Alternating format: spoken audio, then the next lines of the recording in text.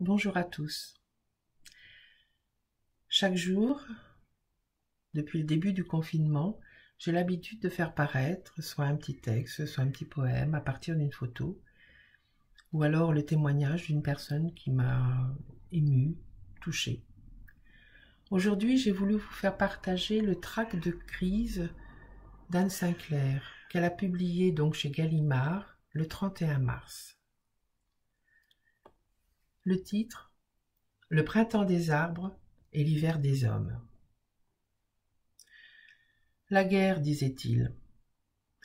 Oui, la guerre, avec un ennemi inconnu qui s'infiltre partout, sur les chaussures, les boîtes à œufs en carton, les pommes, les pots de fromage blanc.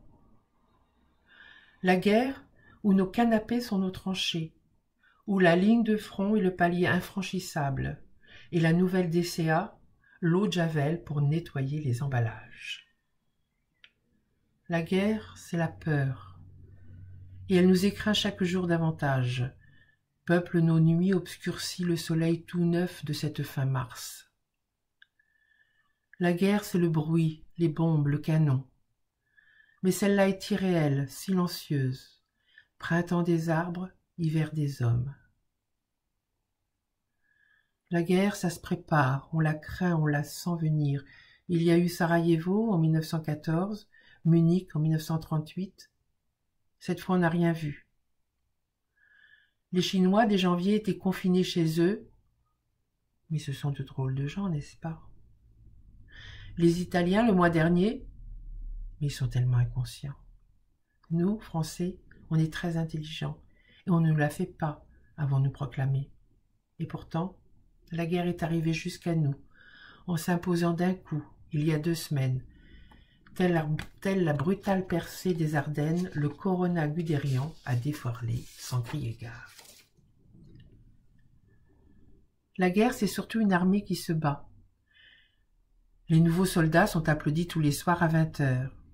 Après les policiers Charlie et les pompiers Notre-Dame, les soignants Covid.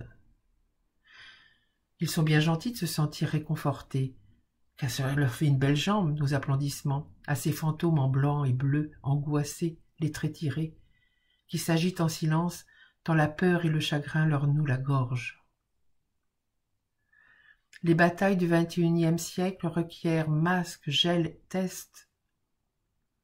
Or, comme le disait un des innombrables médecins interrogés, nous sommes au 19e. On se salue de loin, on se lave les mains, on n'a ni médicaments, ni masques, ni tests. Mais il sera bien temps de faire les comptes plus tard. En 1939, ce n'était plus le moment de chercher des noix au général Gamelin, pas plus qu'aujourd'hui à tel ou tel gouvernement imprévoyant. Ce n'est pas l'heure. Mais c'est l'heure de quoi, en fait? La guerre, c'est l'information. Radio Londres pendant la Résistance, Capa et ses photos en Normandie, Bodard en Indochine, Jean au Rwanda. Ici, c'est BFM, LCI, CNews, France Info, les JT. Et on recommence dans le désordre. LCI, les JT, CNews, etc. Les directs sur l'hôpital de campagne qui ne va pas tarder à être opérationnel ont remplacé les poubelles qui brûlaient pendant la crise des Gilets jaunes sur la place de la République. Le sinistre décompte des morts tous les soirs, c'est l'équivalent des feuilles qu'on placardait dans les communes pour donner le nom des disparus du jour pendant la bataille de la Somme. Mais la guerre, c'est aussi savoir penser l'après. C'est très tôt que De Gaulle savait qu'il faudrait reconstruire. Le programme du CNR et la Sécu pour tous s'élaboraient dans les maquis du Vercors. La santé n'a pas de prix, a reconnu Emmanuel Macron, plus keynésien dans l'adversité que dans l'euphorie d'une présidence heureuse. Précisément, quel prix est-on à payer pour les infirmiers et les médecins, à bout depuis tant de mois, tant d'années? Quel prix pour l'hôpital, pour des lits de réanimation, pour des respirateurs? Quel prix est-on prêt à payer pour des écoles où les maîtres se font violence, malgré leurs pauvres salaires, pour faire cours à distance et donner à chaque enfant les leçons, les devoirs, les exos qui maintiennent un enseignement minimal? Quel prix est-on prêt à payer pour que nos anciens finissent dignement leur vie, entourés, soignés? Lors de la grande canicule de 2003, ils sont morts en masse et on avait dit « plus jamais ça ». Voilà que ça recommence. Est-ce la malédiction d'être vieux? D'être pauvre aussi, car ce sont eux qui payeront le prix fort, comme souvent, comme toujours. Et pourtant, chez nous, l'État-providence est encore présent et fera, je l'espère, ce qu'il faut. Mais aux États-Unis, où nombreux sont ceux qui sont payés à l'heure, celui qui restera chez lui, il sait qu'il n'aura ni salaire, ni ressources, ni protection sociale. Il faudra se souvenir qu'on est prêt à payer le prix fort pour les caissières des supermarchés qui nous permettent de manger tous les jours. Pour les agriculteurs qui ne vendent plus au restaurant et qui voient les citoyens se contenter de pâtes et de riz.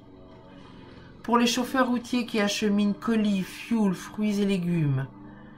Pour les agents des télécoms qui vont travailler pour sécuriser les réseaux qui nous permettent de prendre des nouvelles de la grand-mère ou de maintenir les relations de travail dans l'entreprise.